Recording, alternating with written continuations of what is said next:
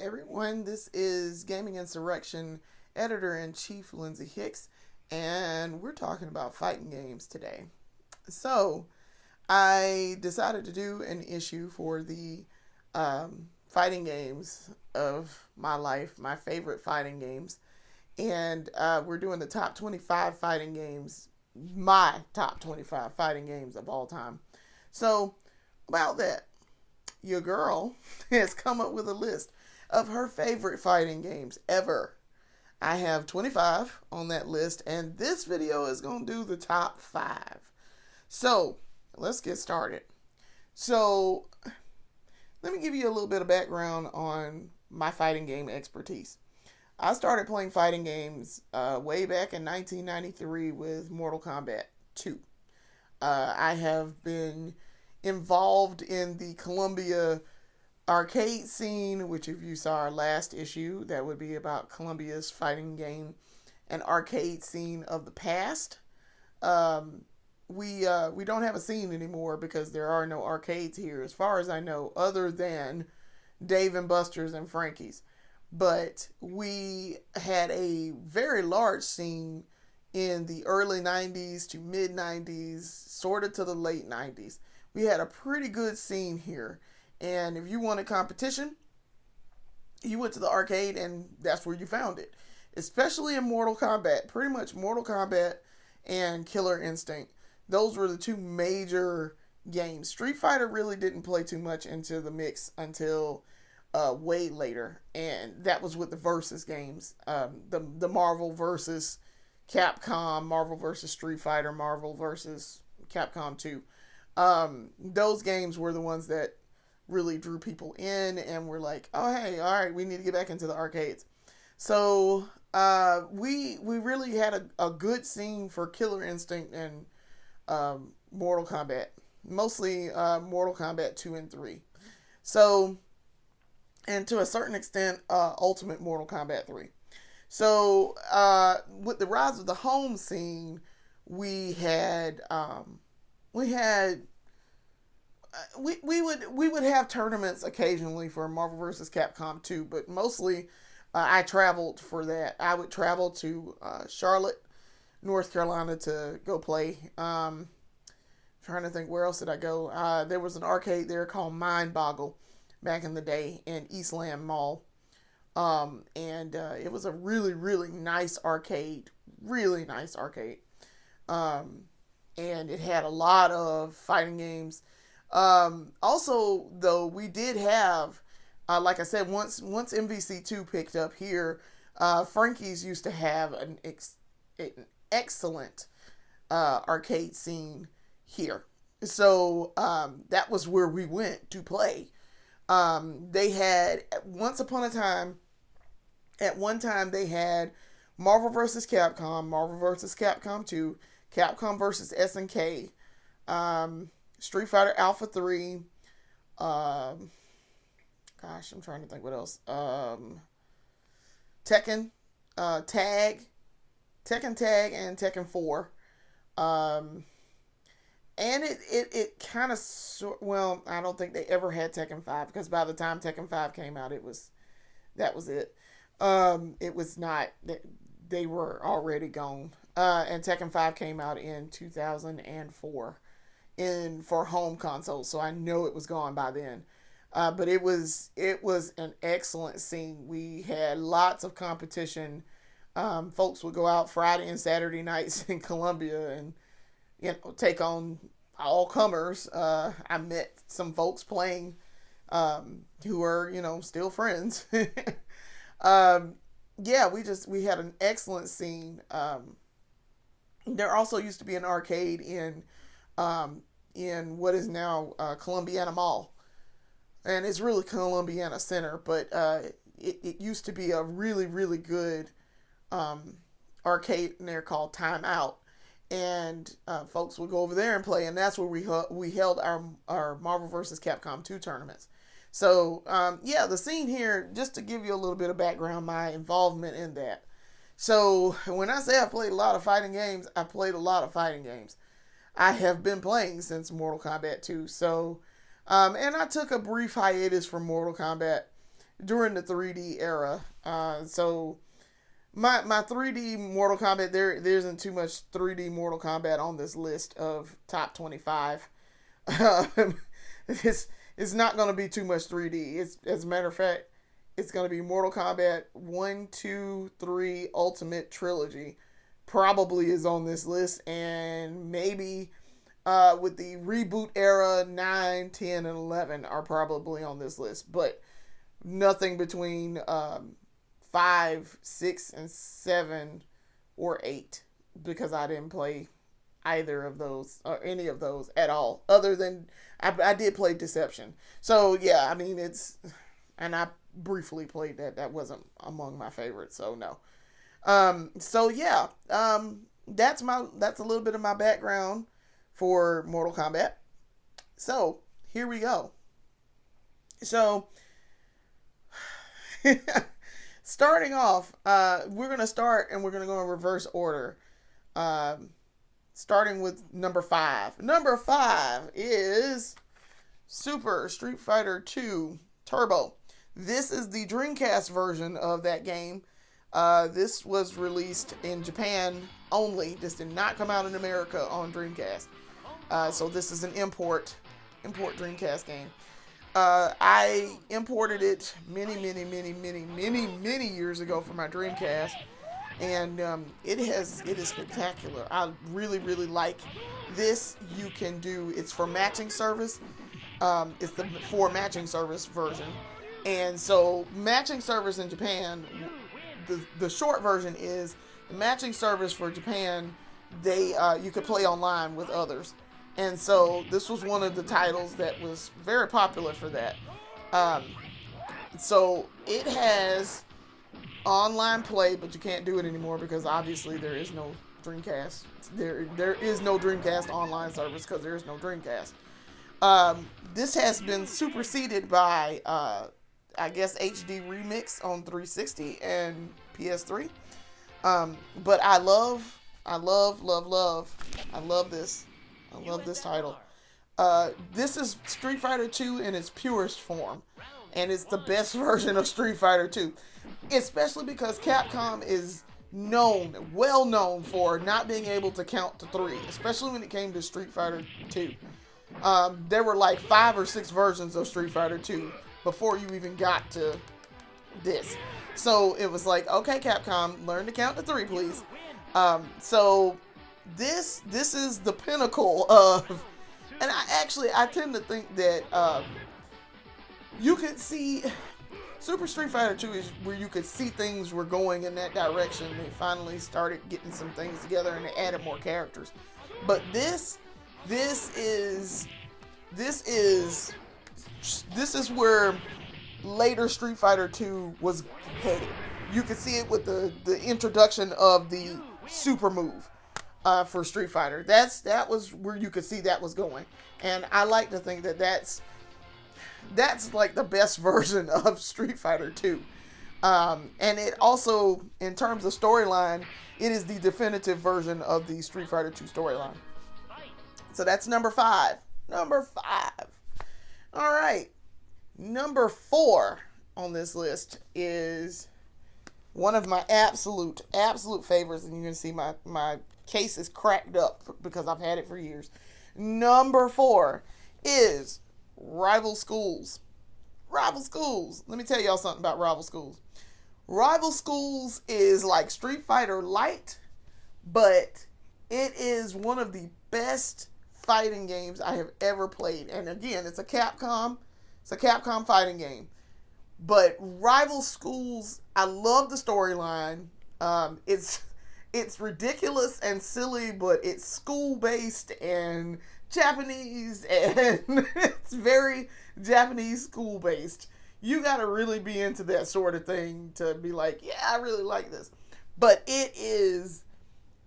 I love the way they set it up. You pick 2 characters. Now you don't get to swap in and out like say in the versus game where you can like swap in and out your characters, but you can change it at round end. It is very Japanese. So it's super campy, I guess would be the word. But the music is excellent. It's got an excellent soundtrack. The mechanics are very sound. You can chain combos and do combos really easily, and it's the flow of the fighting game engine is really good, and that's what I enjoy about it. I really enjoy sitting down and playing this game. And I should say, everything on this list, I tremendously enjoy playing. I enjoy playing it. And I will be, if I have an urge to sit down and play a fighting game, I'm going to sit down and play it.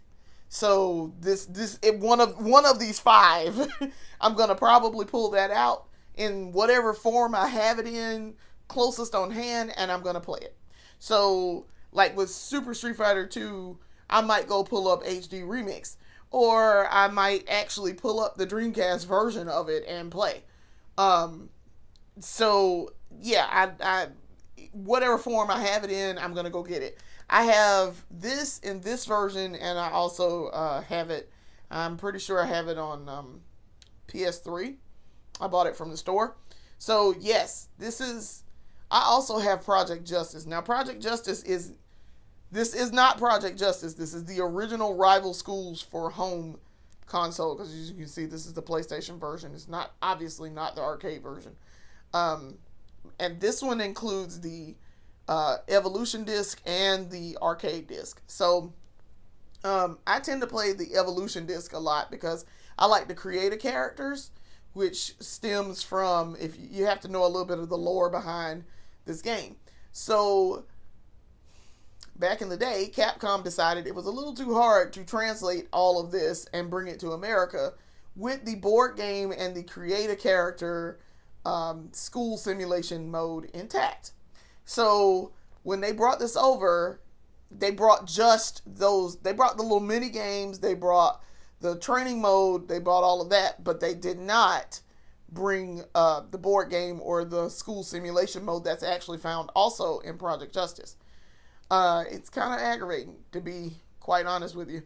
I also own the sequel to this, which is, they call it Rival Schools 2, but it's really like more like a Rival Schools 1.5. Again, Capcom does not know how to count the whole numbers. So it's really more of a Rival Schools 1.5. And I have that imported. I have the Japanese version of that because it was only released in Japan. It was never released in America. So I have that version of it, and it introduces 4 more characters that were not found in this. You actually see one of the characters, Chairperson. You see her in someone's ending, Hinata's ending, if I'm not mistaken. And she becomes a playable character in Rival Schools 2. So fun fact, I have cosplayed, I'm trying to think how many of these games on this list have I cosplayed a character from. I have cosplayed at least 2 characters from 2 of these games. I cosplayed as Chairperson from 1.5 /2. And Brandon Beatty, our erstwhile editor at large, has cosplayed as Kiosk. So yeah, we love Rival Schools in this house. We love Rival Schools. It is a very, very big favorite. So that was number 4. Okay, number 3. One of my favorite fighting games ever. And I don't know why I was so attracted to it back in the day. I picked it up and I was just like, I really like playing this. And the thing about it is, I don't like playing the first and the second game in the series. I'm not fond of those games.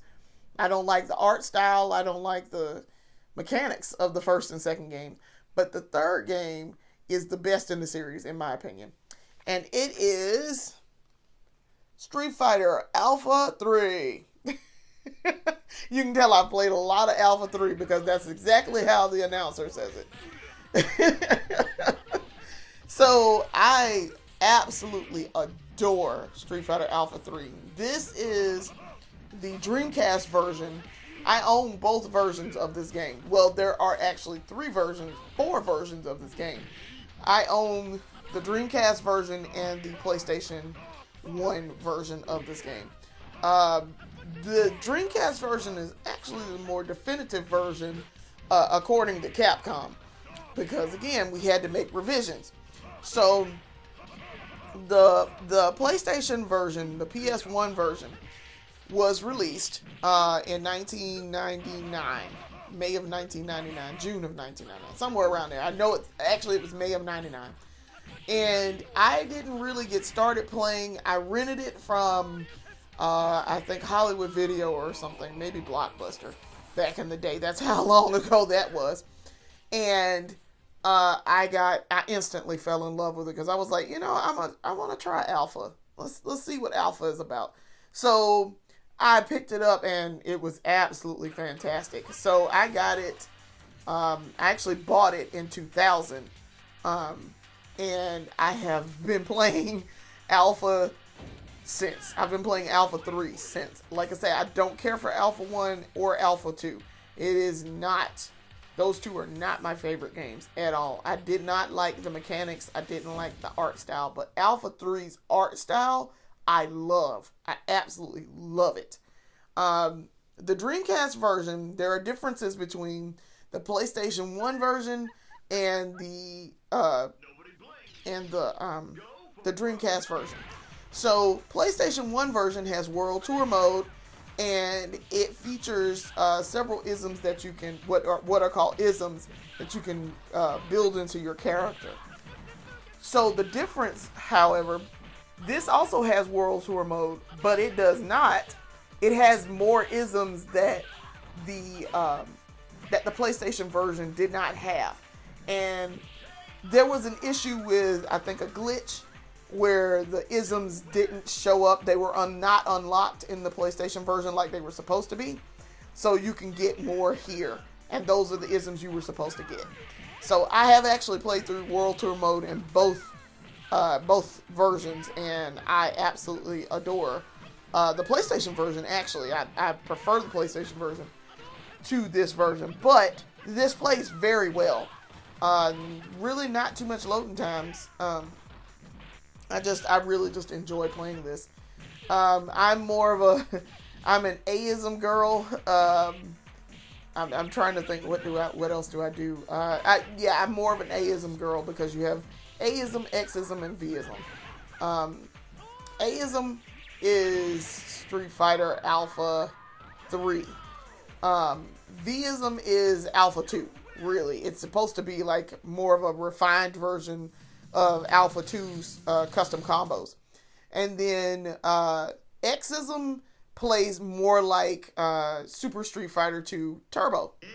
It plays more like Turbo. So I love the nuance with Alpha 3. And also the soundtrack, really good. All of these games on my list, in my top 5, have excellent soundtracks. And I am a huge, I have, excuse me, I have a huge soundtrack collection. So yes, this is that, and that to me is a part of the experience. That's a major part of the experience. I have to have a good soundtrack with my fighting game. So yes, Alpha 3 fits the bill. It is one of my favorites. I also have this on PS3. I have, because all it is emulating the PS1 version on PS3. So I have that version. I own the Dreamcast version, and I own the PS1 version. And I'm trying to think, what else do I own? What other versions do I own? I've played the GBA version, which is upper. So yeah. That was weird, but it added in like random characters from Street Fighter lore, and I was like, I don't really like that. But I prefer, if I'm gonna play it, I'm either gonna play it on Dreamcast or I'm playing PS1. Probably PS1. But yes, Alpha 3. That is number 3. So, number 2 on this list, I'm gonna tell y'all, it is one of the best fighting games I've ever played, ever. It's fun. It's super campy and ridiculous, but it's the background and the lore is so nuanced and it has a lot of depth to it, and I appreciate that. It's also a Capcom game, and I'm gonna go ahead and tell you, most of this top 5 list is Capcom. Much as I don't like Capcom too much, a lot of this is Capcom. So it's like, oh gosh, this is a lot of Capcom stuff. But I tend to enjoy Capcom fighting games, even though I didn't start out playing Capcom fighting games. It took me forever to start playing Street Fighter, because I was playing Mortal Kombat too.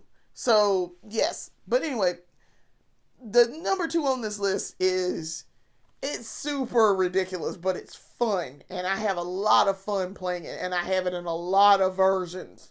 I have a lot of versions of this one game. So number 2 on this list, and when I hold this up, you're gonna be like, oh, but that's not the right actual version, but it's included in this because I don't have a box copy right on hand right at this moment. It is number 2, Vampire. Okay. And specifically, Vampire Savior. I love Vampire Savior. Y'all, I fell in love with Vampire Savior. I did. I fell in love with Vampire Savior. And I went back and bought pretty much, I have like all versions of Vampire Savior ever released. I absolutely fell in love with it. I preferred that to Street Fighter's mechanics. In this case, this is one, and this is why I say I don't have a box copy on hand. This is Vampire Collection. This is Vampire Darkstalkers Collection for PS2. So we also, while we're talking about our fighting games issue, we're going to do a thing about compilations, and this compilation is one of the must-buys. This is an import only. It came out in Japan, so you can see on the back. That's a lot of characters. That is not English. So it is NTSCJ. So immediately you'll know that this was Japanese. But it only came out in Japan. So what I wound up doing was importing this when I found out that it had been released. This compilation has all Vampire games in it, and it actually has Vampire and Vampire Savior. Let me start. It has Vampire 2, Night Warriors. Here in America, it's called Darkstalkers, but it's Night Warriors is the second game. Okay, then the third game here is Darkstalkers 3, because Darkstalkers. In Japan, it's Vampire Savior because it was vampire in Japan. And then Vampire Savior 2, which was Japanese only, and Vampire Hunter 2, which is Japanese only. So, I love Vampire Savior. If I'm going to play that, I'm going to play Vampire Savior. Probably Vampire Savior 2, but mostly Vampire Savior. So I actually do own all of them in this collection. And then I own Darkstalkers 3. I also own Vampire. I take that back. I don't own Vampire. I own Night Warriors. And I'm trying to think, what other version do I have? Oh, I also have Darkstalkers Resurrection that they released on digitally, PS3 and Xbox 360. I have it for both systems. It really doesn't make a difference which one you own, but I own it for both systems. So I pretty much have, and I also own Vampire Savior on Saturn. Vampire Savior on Saturn is quite possibly the best version until you could get this. So this also has the arranged version too, where you can play as D. So yeah. Oh, and I have Darkstalkers. I have Vampire Chronicles on Dreamcast. So yes, Vampire Chronicles is basically a modified Darkstalkers 3 Vampire Savior engine. So yes, that is how many versions of Vampire Savior that I own in some way, shape, or form. I absolutely enjoy playing it. It is one of my more fun games. And I tend to play multiple characters in all of these games on this list. I am very good at them, and I play multiple characters to have a more well-rounded game. And that is a sign that I enjoy playing that game. Because if I didn't, I wouldn't play multiple characters. So that was number 2. Number 1 on this list, I do not have a boxed copy of it on hand. But it is one of the best fighting games ever created. It's one of the best sequels. I've already talked about the fact that I started out with that, with Mortal Kombat 2. And it was one of those games that it caught my eye in the arcade. I saw it one night. I was at the arcade and I was like, oh, I'll go to the arcade and I want to play something at the arcade. I don't know, some racing game or something. Maybe some Smash TV. And then I saw Mortal Kombat 2. And I was like, what is this? What is this? Oh, dude, he just killed that dude. Wait, they died. Like, died, as in they did a finishing move and the screen said fatality and somebody's head, like, rolled by. And I was like, what is this? I had never paid it any attention before that. Never. Absolutely paid it no attention. So, suffice to say, there was a guy playing. His name was Ken. I never did learn Ken's last name. Little young guy. And I said, Ken. I walked up and I was like, what is this? And he was like, it's Mortal Kombat 2. You've never played this? Nah, guy. I had to have been about 12. I think I was 12. And I had seen him around a couple of times in the arcade, but I'd never actually seen him playing either Street Fighter or Mortal Kombat. He played both. And he actually played Killer Instinct as well. But I was like, I've never seen this before. I never paid any attention. He's like, come on over. I mean, you want to learn? I'll teach you some things. And I was like, sure. So he taught me how to do a quarter circle, or in arcade parlance, throwing ice. He picked Sub-Zero and he was like, he's one of the easiest characters to learn. This is the guy you need to start out with. And, he's like super easy to play with. And I was like, okay. So he was like, get used to throwing, being able to throw ice and you're not going to be able to do the slide just yet. Or but he was like, but you can learn how to throw ice and how to do to throw ground ice. And so I was like, oh, okay. All right, cool. So I practiced that. I played a couple of rounds with him. And he was like, so what do you think? You think you want to get further into playing this? And I was like, dear God, yes. I was absolutely hooked. And so we started meeting up at the arcade. Of course, I'd be dependent upon when my mom felt like taking me, which she generally was pretty good about doing so. She would be like, yeah, I guess. I guess I'll take you. And I was like, all right. So, can we go like right now? She was like, hold on. We got to let that traffic die down. I did live 5 minutes from the mall, so that was good. But of course I couldn't drive yet, so I had no way to get to and from the mall. So what she wound up doing was taking me. And so she would take her romance novels with her and she'd sit outside. And because they had benches outside of the arcade. And so I remember coming back out and telling her, I was like, Mom, I have learned a new game. And she was like, really? So, what is it? And I was like, Ma, it's called Mortal Kombat. And she's like, okay. So, and I was just chattering away. I was like, oh my gosh, Mom, this game is great. And you can do all these moves, and these characters got like these cool designs, and it's a ninja tournament. And never mind that I didn't quite grasp all of the story just yet. But I was like, this is a ninja tournament, and they're fighting to the death. And she's like, wait, to the death? Wait a minute. Hold on, wait a minute.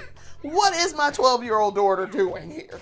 So she finally came in. The next time I went, I think, she took me, and I said, well, this guy said he's going to teach me how to play.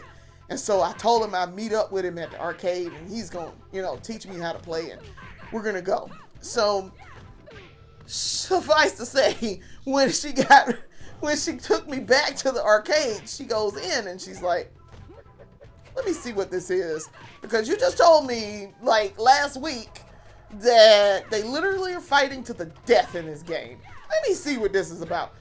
Boy, somebody did a finishing move, because, of course, it was a super crowded Saturday afternoon. And, boy, it was just comp everywhere. Just nothing but competition around. You couldn't... But people would line up and put their tokens up and everything. So, also, I learned... Let me preface this by saying I also learned arcade etiquette about waiting your place in line. And, hey, you call, I got next, and you put your token up. And everybody remembers the token order. So... it was people surrounding this machine, and people lining up to play, and they had to, I remember this, I was there when this happened, they had to install a TV up on top of another monitor on top of the arcade machine, because it was so many people crowded around, you couldn't see the screen to see when your turn came up. So they wound up having to put a TV up there. And, that's how many people was in there on a Saturday afternoon. So, my mom comes in there after the crowds died down just a tad bit. But it was still a lot of people in there. And she said, let me see what it is you're doing. So, when I got to my turn, I was so nervous because I'm like, oh God, I got a crowd. And I may not win this match.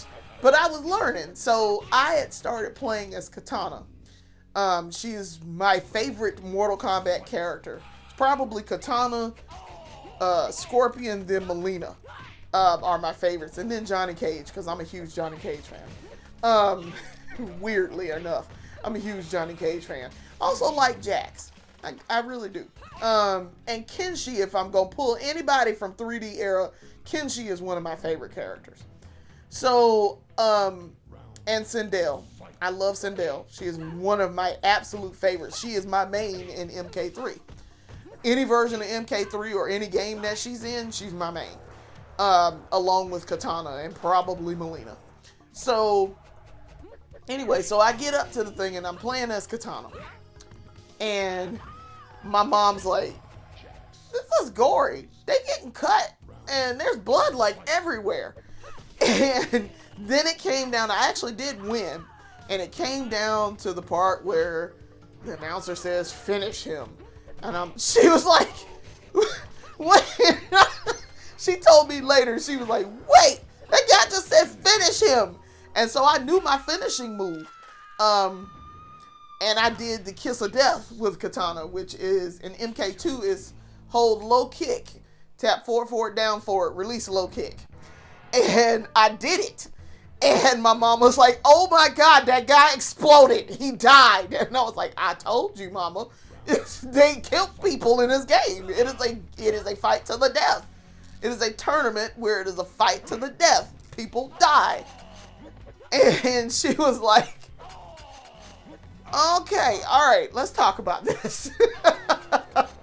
So we talked about it, and she was like, you do realize this is not real.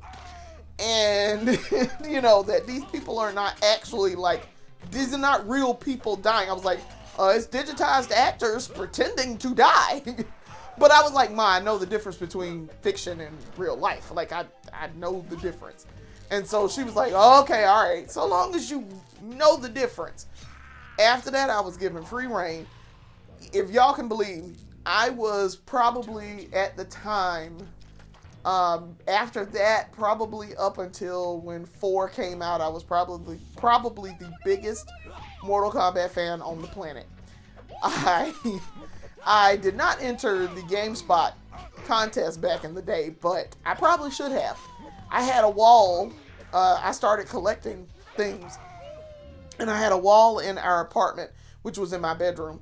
I had a wall devoted to Mortal Kombat. Anything and everything Mortal Kombat. I lived, ate, breathed, sleep, anything dealing with Mortal Kombat, I knew about it. I knew about it before most people knew about it. I originally decided, and this is how, actually, this is the backstory to how Gaming Insurrection got started. Originally, what I wanted to do was to get a job as a writer, and I wanted to interview John Tobias and Ed Boon, who are the co-creators of Mortal Kombat. They're credited as the co-creators. And so my dream was to be able to do that, and so I decided I wanted to be a writer, and that was going to be the best way that I was going to be able to interview them. And my mom was like, okay, well, in order to be able to become a writer and interview them, you need to get a degree in journalism. And I was like, okay. She was very well versed in all of this because she worked at the university I wound up going to, which is here in Columbia. I went to the University of South Carolina at Columbia. So she was like, and they have an excellent journalism school. It's one of the best in the country, I like to think. And it used to be #1 in the country once upon a time. But in order to be able to do that, I was like, okay, well, what are the steps here? And she was like, okay, you need to apply to school here. You need to get a degree in this, and then start applying at video game magazines. You know, them same video game magazines that you read all the time. Because I was reading Game Pro at the time, heavily. And then later EGM. She got me a subscription to EGM. And also a subscription to Game Pro. But I would go every month and buy it off the rack when I would rent games. But I knew when it came out. So I knew new issue, time to get one. So that was my introduction to Mortal Kombat. But it was Mortal Kombat 2, just to give you that little bit of backstory. So our #1 game, my favorite game of all, fighting game of all time, is Mortal Kombat 2. It is actually the best sequel game I've ever seen. It took everything that Mortal Kombat, the first Mortal Kombat was, and ramped it up by 1 billion, okay? The graphics looked better, the music was better, the story was more fleshed out, the characters were more fleshed out, and you had more characters. The mechanics worked better. Everything about that game is superior to the first game. It just is. It plays better, it flows better, it looks better. There's more detail to it, and more secrets, more things to figure out and understand about Mortal Kombat. And I really think that even though the first game obviously starts the series, I think 2 is where they really picked it up and they really started establishing that this is going to be around for a while. That was when I think people realized that Mortal Kombat was going to be around for a while. And from 2, which was super popular, it got its own commercials. It was one of the first video games to have commercials dedicated to it. I remember when the commercial first aired, my mom happened to be watching TV in her room, and I was in my bedroom probably playing Mortal Kombat 2, and or playing something Mortal Kombat related, probably the first game. And she said, baby girl, come in here, the commercial's on. And I was like, oh gosh, let me go see what this is about. And it was the MK2 commercial, and I was like, oh my gosh. She was super excited for me. She actually, it turns out, she really loved Mortal Kombat as well. She actually got into it. She loved the movie. The first movie, which everybody agrees is the best video game movie property ever. It did a lot of things right. Let's put it that way. She loved Mortal Kombat 2. as well. She wasn't too particular about 3 because she said she didn't like the fact that they turned into animals when you do an animality. But she was like, MK2 was slickly packaged and it had everything going for it. It was really, really, really good. And like she said, she was like, this is real slick right here. They're getting away with murdering people digitally. And I was like, yes, Mom, yes, they are.